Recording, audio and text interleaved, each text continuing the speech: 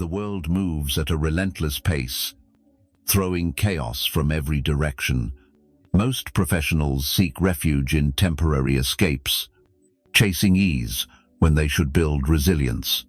They avoid discomfort when they should learn from it. They run from challenges instead of standing tall within them. Marcus Aurelius, Rome's emperor, wrote, "You have power over your mind, not outside events. Realize this, and you will find strength." These words came not from a life of luxury, but from leading an empire through wars, plagues, and personal tragedy. Yet, he found an unshakable strength within a resilience I want you to claim. In this video, I'll share 8 proven Stoic principles, not fleeting fixes or empty promises, but time-tested tools to help you stop buckling under pressure and start thriving because of it. These principles have guided professionals to not just endure stress, but to rise above it. You, navigating your own challenges, already have the capacity to become unstoppable. You don't need ideal circumstances. You don't need calm seas. The storm is your path, hardship your forge, and adversity your mentor. Knowledge without action is just noise. I need you to do more than watch. Like this video, if you're ready to own your growth, comment with the challenges you're facing. Your candor could inspire others. Share this with a colleague who needs it. Subscribe. Stay with me. Every part of this video counts. Take a deep breath. We're about to build something unshakable. Leave this comment. I refuse to falter. I am forging resilience. The first principle: don't just manage stress. Master your inner strength. Most professionals spend their careers dodging anxiety and pressure, using habits to escape. Coping is merely getting by, hanging on by a thread. Mastery is transformation. Seneca, facing exile and betrayal, wrote, "Adversity tempers the mind as labor tempers the body." He didn't seek comfort. He built strength through struggle. He knew adversity isn't something to manage, it's something to conquer. When pressure mounts, your instinct may be to retreat, freeze, or wish it away. That reflex keeps you vulnerable. The truth is, the challenges you face aren't your foe, they're your crucible for growth. Recall the last time work or life pushed you to your limit. A high-stake project, a strained partnership, a moment of doubt. Yet, you're still standing. In that struggle, you found resilience. You didn't know you had clarity, focus, strength. That wasn't chance. That was you, forged under fire.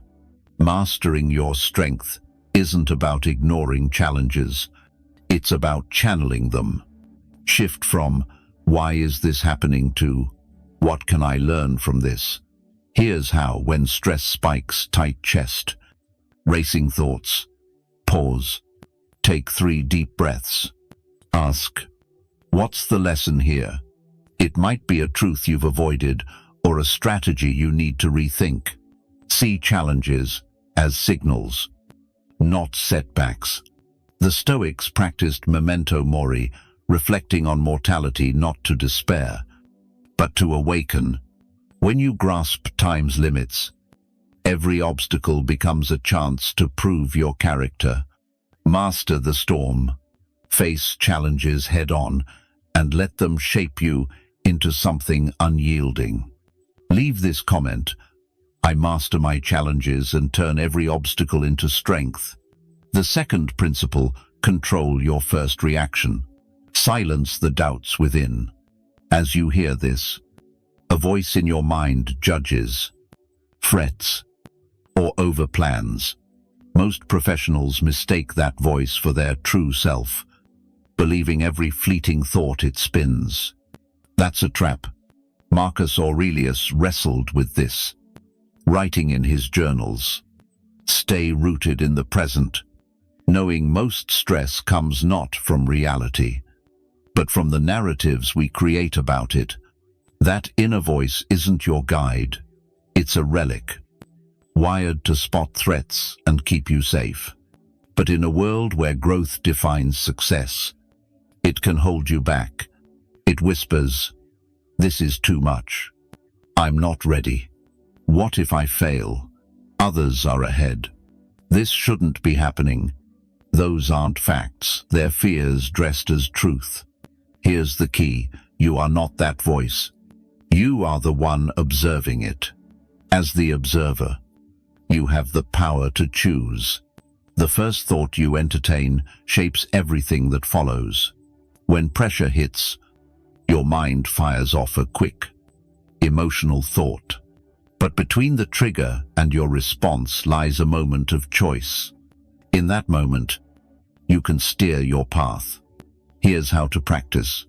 When stress surges, notice your first thought. Don't act on it. Just observe. There's the voice saying, "I'm overwhelmed." Pause. Then choose a stronger thought. Not empty optimism, but something grounded. "I'm learning to handle this. This is building my resilience.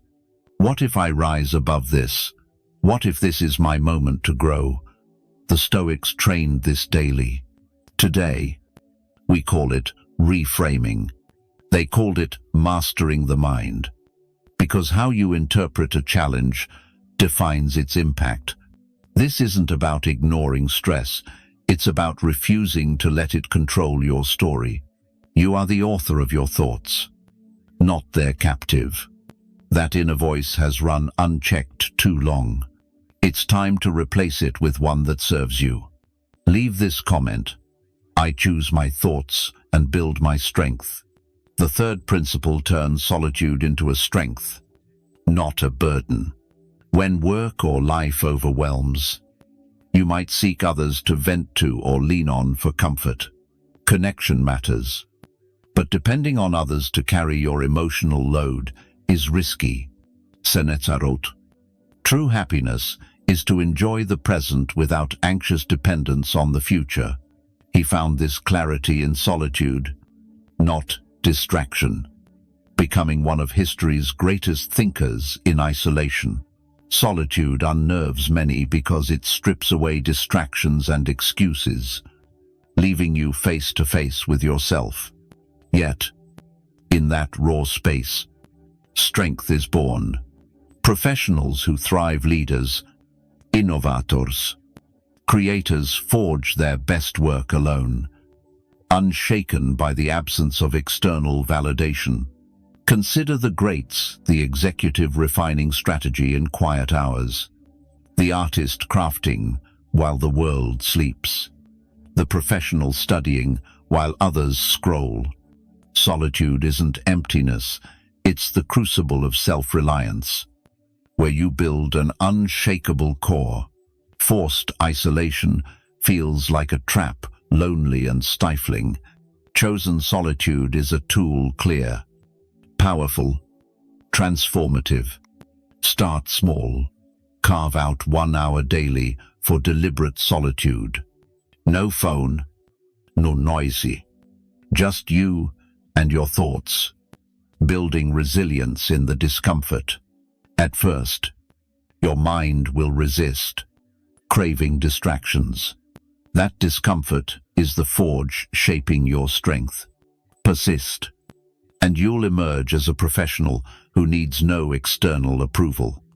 Standing firm because you've learned to trust your own judgment. Use solitude to evaluate your life. What's effective? What's holding you back? What truths are you avoiding? What goals demand your focus? The strongest professionals don't fear solitude. They seek it, turning it into a sanctuary for clarity and resolve. Too many professionals see pressure as a barrier, waiting for calm to act. They postpone growth until life slows down, saving effort for when time is abundant.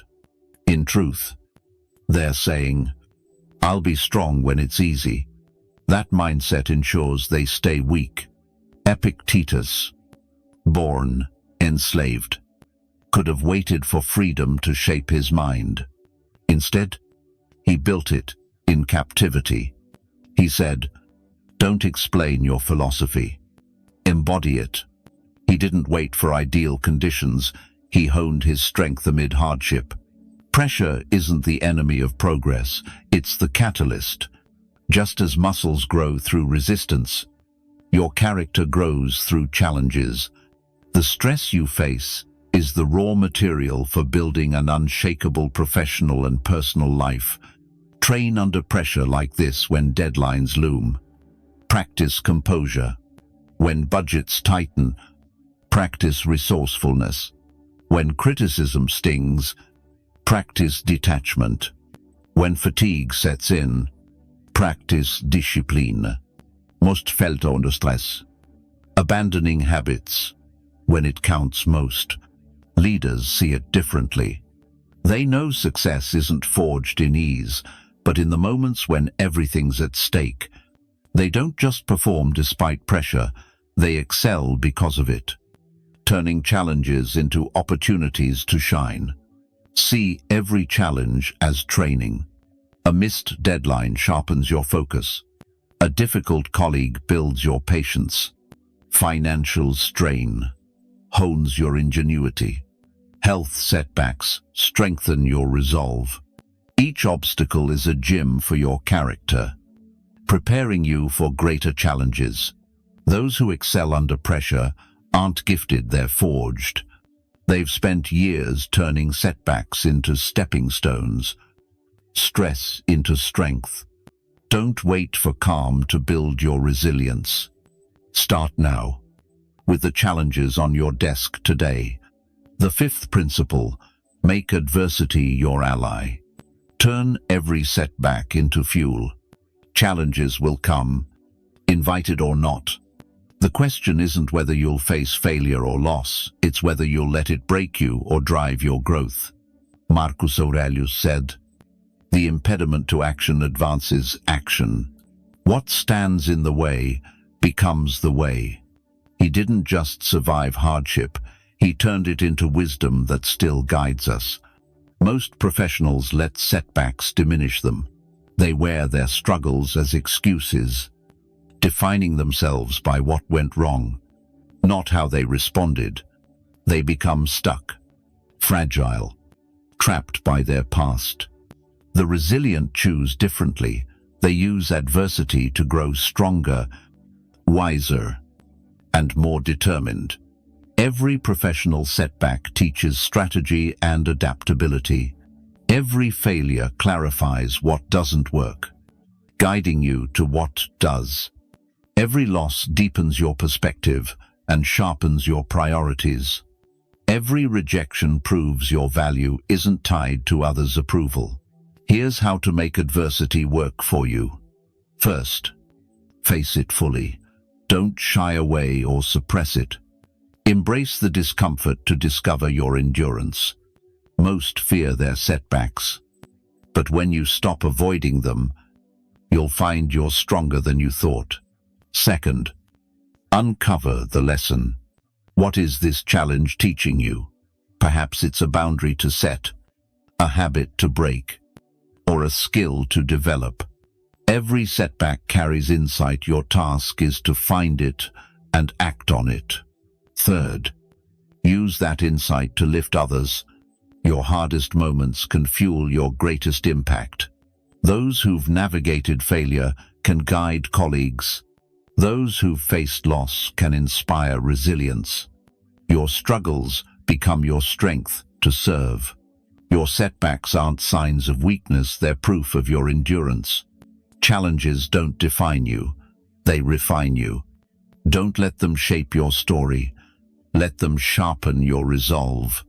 Leave this comment. I turn every setback into strength. The sixth principle, let your work speak for itself. Discipline is your loudest voice. In a world fixated on sharing every plan and minor win, the strongest professionals choose silence. They grind quietly and let their results resonate. Epictetus taught, "Be silent for the most part. Or if you speak, say only what is necessary, and in few words." He knew true strength doesn't need a spotlight. Real progress thrives without applause. Transformation happens in the quiet moments when no one's watching. Broadcasting your goals can fool your mind into feeling accomplished. Psychologists call it social reality. The praise for your plans saps your drive to act. You risk becoming addicted to announcing intentions instead of achieving results. Notice those loudest about their ambitions often progress the least. They're too busy crafting an image to build substance. Silent discipline is different. It's rising early to pursue your purpose while others sleep. Choosing focus over fleeting distractions. It's prioritizing your work over social chatter. It's choosing the tough path without an audience. It's building something meaningful while others chase likes. This isn't about hiding, it's about valuing dedication over display. Your habits, growth, and character need consistency, not an audience. True strength lies in keeping your work private.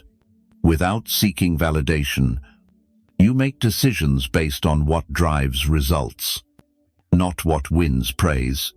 Silence protects your goals from negativity. Not everyone supports your success. Some will question or undermine your progress.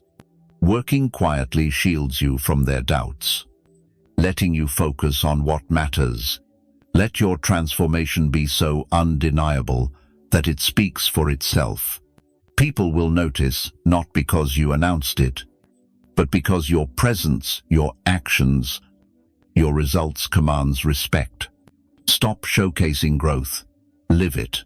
Leave this comment: "My results speak louder than my words." The seventh principle: outgrow your former self. Your greatest obstacle isn't external, it's the old you. Clinging to excuses. Settling for less. Choosing comfort over progress. Seneca wrote, "You act like mortals in all that you fear, and like immortals in all that you desire." He challenged us to confront our hesitation. We procrastinate, acting as if we have endless time to change, letting the old self sabotage our potential. The hard truth: your old self must be outgrown daily. That version, with its outdated habits and low standards, cannot coexist with the professional you're becoming. You must be relentless in your growth, making old patterns feel foreign. Outgrowing your former self isn't about rejecting your past, it's about surpassing it. Your old self navigated challenges and brought you here, but surviving isn't enough. You're not here to coast, you're here to become exceptional. To outgrow your old self, reject mediocrity in every area. Stop wasting hours on distractions. Your time is too valuable. Stop complaining without acting. Whining fuels stagnation. Stop breaking promises to yourself. Your integrity is your foundation. The old you delays action, saying, "I'll start later." The new you acts now. The old you claims, "I don't have time." The new you creates time by cutting what's trivial. The old you says, "I'm not capable." The new you proves you are. Demand excellence from yourself.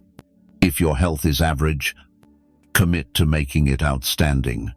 If your relationships lack depth, invest in them or move on. If your work feels empty, find purpose or carve a new path. Judge yourself by what you do, not what you intend. The old you gets credit for wanting change. The new You earns respect by making it happen. Be your own toughest critic and staunchest supporter, uncompromising in spotting flaws, bold in correcting them. Don't waste energy explaining yourself to those tied to your old ways. When colleagues question your new priorities, don't debate, show them your results. When peers doubt your standards, don't argue, prove them wrong with your actions. Some cling to your old self because it justifies their inertia. The power of outgrowing your former self lies in its permanence. Once you elevate your standards, slipping back feels unbearable, a clash between who you've become and who you left behind. The eighth principle: anchor yourself to a purpose that won't break. When everything falls apart, and it will, your reason for pushing forward keeps you steady. Viktor Frankl, surviving the Holocaust, wrote, "He who has a why to live can bear almost any how." Many professionals chase fleeting goals, success for status, health for appearance, discipline for recognition. But when real challenges hit, fatigue, slow progress, no applause, those motives crumble. Your purpose must be deeper, unshaken by setbacks. Your purpose must rise above personal gain or convenience. It's about the leader you're becoming for your team, the example you set for your peers, the legacy you build for those who come after you.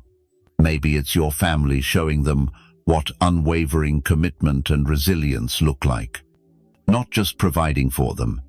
Maybe it's honoring the sacrifices of those who supported you by refusing to give up. Maybe it's the younger you, who needed a role model you're now becoming. Maybe it's proving the doubters wrong, your steadfast resolve silencing their skepticism. Maybe it's those who believed in you, your growth validating their trust. Discover your purpose by asking, if you had 1 year left, what version of yourself would you regret not becoming? Not what you haven't achieved, but the professional, the leader you'd wish you had embodied. Your purpose must ignite you. It should stir your core. Full your resolve. Write it down. Make it clear and personal. Powerful enough to pull you through the toughest days, months from now. The Stoics knew no great work endures without a great reason. Your skills may waver. Your energy may dip. Challenges may test you, but a purpose rooted in your core will carry you through any storm. Don't just aim to be resilient, make it a necessity, driven by a cause greater than yourself. You've got 8 Stoic tools to shift from surviving pressure to mastering it. But knowing them isn't enough. Action is what counts. Marcus Aurelius wrote, "Waste no more time arguing what a good man should be. Be one." The same goes for resilience. Don't just think about it, live it. Your transformation starts now. With the pressures you face today, those challenges aren't obstacles, they're opportunities. They're your forge, your training ground, your chance to prove your strength. The professional you are now can evolve into someone greater, but only if you act. Start with one principle, master it, then build on it. Forge your resilience choice by choice, challenge by challenge, victory by victory. If this resonates, like this video, share it with a colleague, and subscribe. The path to resilience is just beginning. Now, show who you are. Leave this final affirmation in the comments. I am resilient, and my journey to strength starts now.